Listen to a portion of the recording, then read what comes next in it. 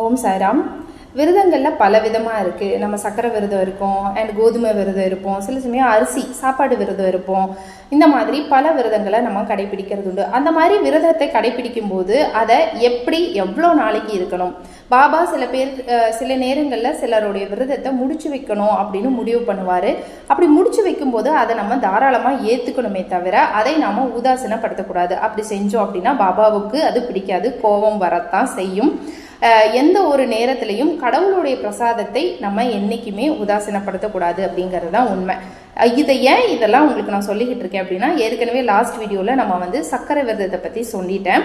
இப்போ நாளைக்கு உங்களுக்கு ஒரு வீடியோ வரப்போகுது. அந்த வீடியோவில் எனக்கு இல்லை, சப்ஸ்கிரைபர்ஸுக்கு நடந்த சூப்பரான ஒரு விஷயம், அரிசி விரதத்தை கடைபிடித்த ஒரு பொண்ணுக்கு என்ன நடந்தது அப்படின்னும், ரம்யாவுக்கு துவாரகாமாயில் சூப்பரான மிராக்கல் நடந்தது. இது ரெண்டையும் நாளைக்கு பார்க்க போகிறீங்க. இன்ட்ரெஸ்டிங்காக இருக்கும், மறக்காமல் பாருங்கள்.